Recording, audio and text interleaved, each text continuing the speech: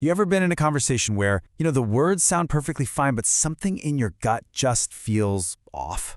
Well, today we're diving into the secret world of nonverbal communication, and we're using the playbook of an actual ex-FBI agent to do it. We've all been there, right? Trying to figure out what someone's really thinking. It's that nagging question. But what if you could get a clearer picture of their true feelings without them even saying a word? Okay, get this. Researchers say that a whopping 60 to 65% of all the communication we do isn't with our mouths at all. That's huge. It means the majority of what we're actually saying has nothing to do with words. Yeah, you can kind of think of it like an iceberg. The words people say, that's just the tiny little tip you see above the water. The real, massive story, the bulk of the meaning, is happening underneath, in all those gestures, postures, and tiny facial tics. And look, our guide for this is the real deal. We're learning from Joe Navarro. This is a guy who spent his career in the FBI reading spies and other high-stakes individuals. He had to know the truth when lives were on the line. And now, we get a peek into his secrets. So, why is body language so incredibly revealing? Well, the answer is buried deep inside our own brains. It's in a part that's been calling the shots for millions of years, way before we ever came up with language.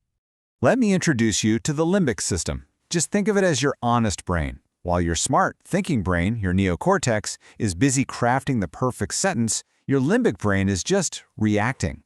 It's the ancient, survival-focused part of us. It's unfiltered, it's immediate, and that's exactly why the signals it sends through our body are so trustworthy.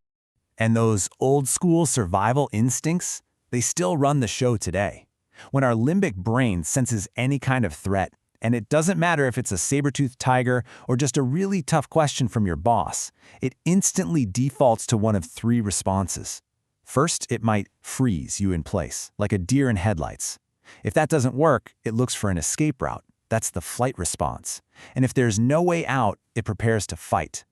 These hardwired reactions are what bubble to the surface as genuine discomfort. Okay, so that's the why behind it all. Pretty cool, right?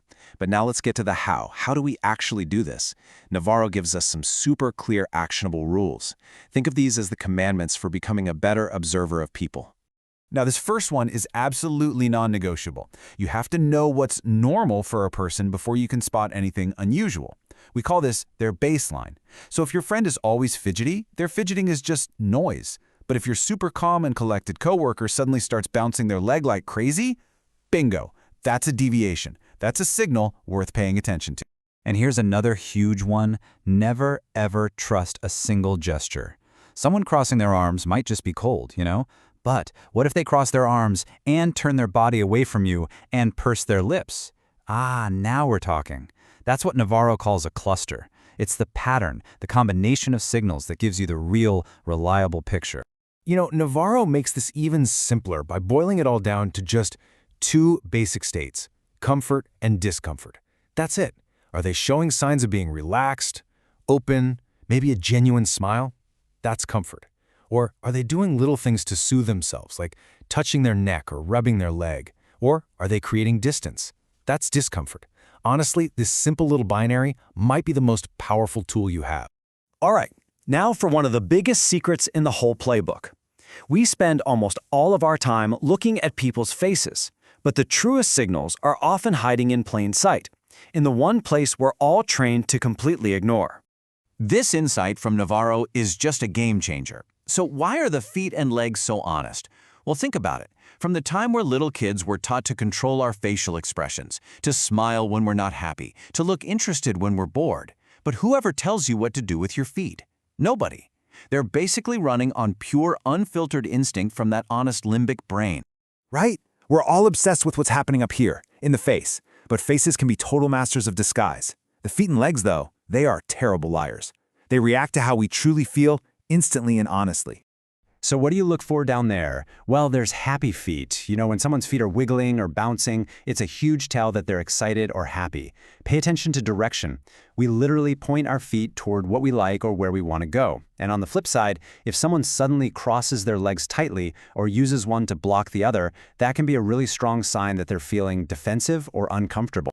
So we've covered the why, the how, and the where to look. But how do you actually use all this stuff?